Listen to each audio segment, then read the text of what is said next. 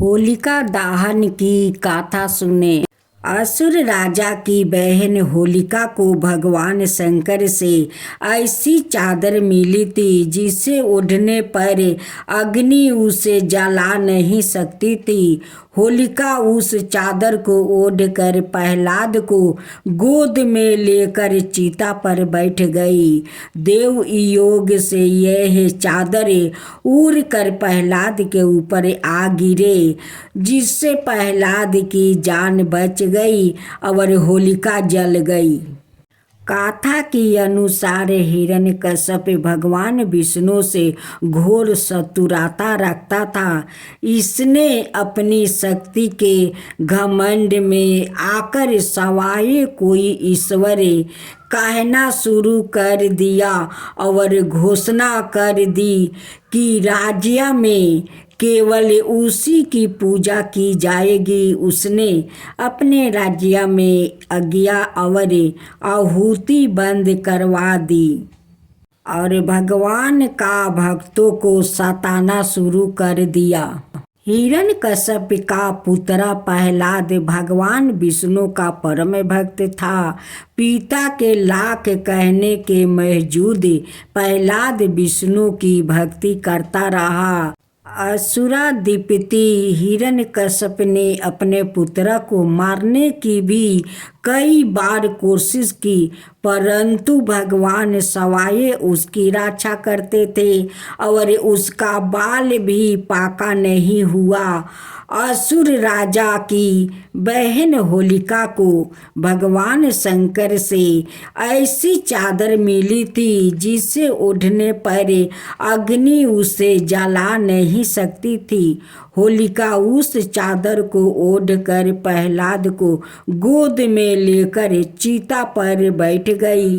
देव योग से वो चादर उड़कर प्रहलाद के ऊपर आ गई, जिससे प्रहलाद की जान बच गई और होलिका जल गई।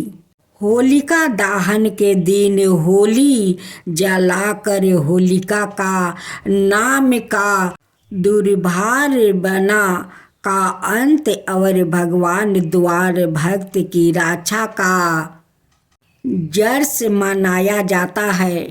होली का त्योहार प्रेम और संभावना से जुड़ा है।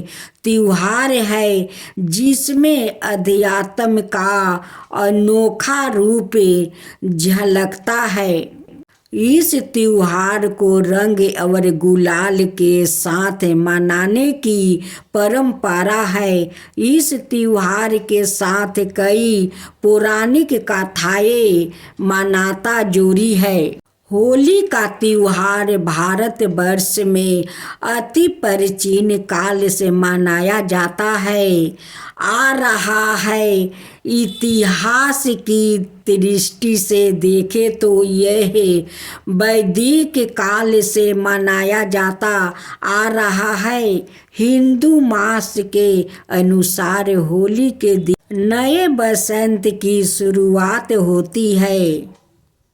चैत्र कृष्णा प्रतिपदा के दिन धरती पर प्रथम मानव मानु का जन्म हुआ था। इसी दिन कामदेव का पुनः जन्म हुआ था।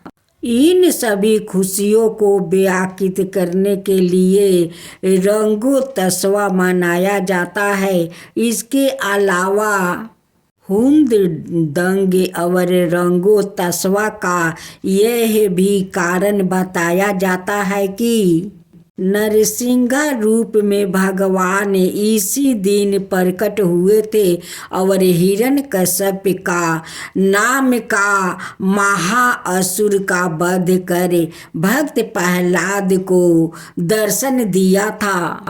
अब सुने प्रहलाद की कथा। बहुत पुराने समय की बात है। अपने देश में हिरण्यकश्यप नाम का एक राजा राज करता था। उसे अपने बल का बड़ा अभिमान था। वो अपने से अधिक शक्तिशाली किसी को नहीं समझता था। वो कहा करता था कि दुनिया की कोई ताकत मेरे कुछ नहीं बिगाड़ सकती, दुनिया से बाहर भी कहीं कोई शक्ति है।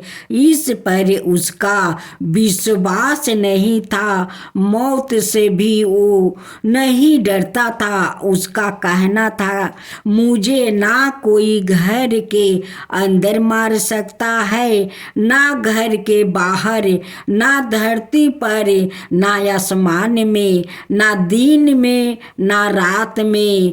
प्रजा में सब उससे डरते थे। उसकी इच्छा के विरोध कोई कुछ कह भी नहीं सकता था। हिरण्यकश्यप का एक पुत्र था, उसका नाम प्रहलाद था। जब प्रहलाद कुछ बड़ा हुआ तो उसने उसे पढ़ने के लिए गुरु के पास भेजा।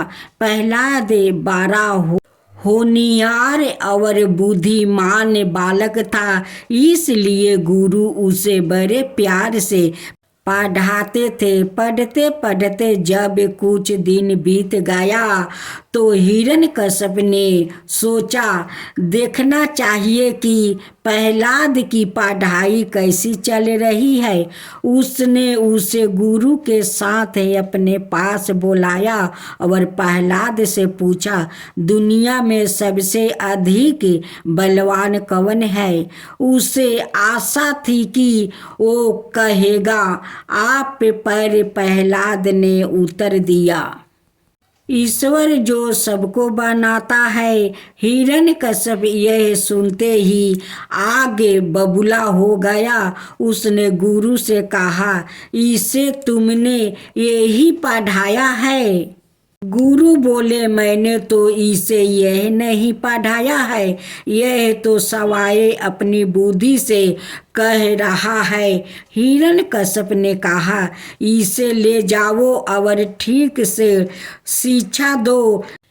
इसकी यह मूर्खता की बातें मुझे पसंद नहीं है। गुरु जी बेचारा प्रहलाद को लेकर चले गए और उसे सारी विद्या पढ़ाने लगे।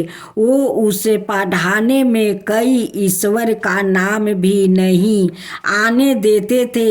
इस प्रकार पढ़ते पढ़ते जब काफी दिन बीत गया तो फिर हिरण्यकश्यप ने प्रहलाद को अपने पास बुलाया और उससे प्रश्न किया, दुनिया में सबसे बलवान कौन है? प्रहलाद ने फिर वही उत्तर दिया, ईश्वर है।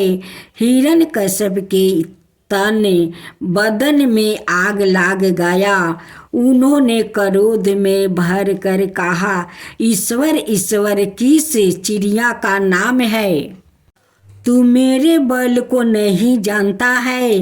प्रहलाद ने कहा, जानता हूँ कि आप बलवान हैं, पर आप से भी बलवान एक शक्ति और है, उसी का नाम ईश्वर है। हिरण्यकश्यप ने कहा, यह ढीठ बालक, ऐसे ठीक नहीं होगा। जब अभी से यह हाल है तो आगे चलकर क्या करेगा? इससे तो बिना संतान के होना अच्छा है। इसे अपना बल दिखा ही दूं। उसने अपने 2 मोटे तगड़े नौकरों को एक साथ आवाज दी। दोनों उसके सामने आकर खड़े हो गया। हिरण्यकश्यप ने बिजली की तरह तड़क कर कहा, इसे ले जाओ, अभी दूर ले जाकर किसी गहरे समुद्र में फेंक देना और पत्थर मार मार कर डुबा देना, तब यह मेरे बल को समझ पाएगा। नौकरों ने बढ़कर प्रहलाद को अपने दोनों हाथों में पकड़ कर उठा लिया। उन्होंने उसे ले जाकर गहरे समुद्र में फेंक दिया और किनारे पर खड़े दूर से पत्थर फेंक कर मारते रहे। जब प्रहलाद उन्हों समुद्र में दिखाई नहीं दिया तब उन्होंने समझ लिया कि वो मर गया। वो नौकर लौट आए और राजा को यह समाचार सुना दिया। पर प्रहलाद जब नौकर पत्थर फेंक कर मारते थे पानी में डूब जाता था, इसलिए एक भी पत्थर की चोट उसको नहीं लगी। हाथ पैर मार कर तैरना वो अपने आप जान बचाने की कोशिश करते हुए सीख गया था। वो बार बार डूबते और तैरते हुए कुछ दूर जाकर समुद्र के किनारे पर बाहर निकल आया। एक दिन शाम के समय हिरण्यकश्यप अपने घर के बाहर बरमेद में बैठे हुए थे कि प्रहलाद उसके सामने आकर नीचे अंगना में खड़ा हो गया। हिरण्यकश्यप को बड़ा आश्चर्य हुआ। उसने पूछा, तू बच कैसे गया? प्रहलाद ने कहा, ईश्वर की दया से। हिरण्यकश्यप मुंह बिगाड़ कर बोला, फिर वही ईश्वर ईश्वर कहाँ तेरा ईश्वर है? क्यों, तूने उसे देखा है? प्रहलाद ने कहा, देखा तो नहीं, पर ऐसी कोई जगह नहीं जहाँ वो मौजूद ना हो। हिरण्यकश्यप ने कहा, तो क्या वो यहाँ भी मौजूद है? प्रहलाद ने कहा, हाँ, वो दुनिया की हर चीज में हर समय मौजूद रहता है। हिरण्यकश्यप ने और कोई चीज सामने ना पाकर बरमेद के खंभे की ओर इशारा करके पूछा, तो क्या वो इस खंभे में भी है? प्रहलाद ने जोर देकर कहा, हाँ। हिरण्यकश्यप प्रहलाद की इस हाँ को सुनते ही क्रोध होकर अपने से बाहर हो गया। उसने खड़े होकर अपनी पूरी ताकत से दोनों हाथों से खंभे में धक्का मारा और बोला, देखा कहाँ है इसमें ईश्वर? खंभे बीच में से आधे टूका कर दूर जा गिरा। टूटे हुए खंभे का आधे ऊपर का भाग उसके ऊपर आ गिरा।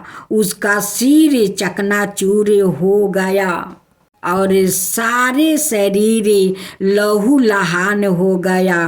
वो यही दब कर मर गया। उस समय सूरज डूब रहा था। ना दिन था ना रात। वो ना घर के अंदर था ना बाहर अंगना में और ना धरती पर था। ना आकाश में ना दिन था ना रात था। उसी का बीच में विष्णु भगवान नरसिंह रूप धारण करते हुए हिरण्यकश्यप को अपना जांघे पर राख कर उनकी कलेजे में अपना नाखून से मार देते हैं। प्रहलाद दंडवत करते हुए नरसिंह भगवान को प्रणाम करते हैं। नरसिंह भगवान उन्हें आशीर्वाद देते हैं। उसे उठाकर अपना गोद में बैठा लेते हैं। नरसिंह भगवान की जय हो, नरसिंह भगवान की जय हो, विष्णु भगवान की जय हो, विष्णु भगवान की जय हो।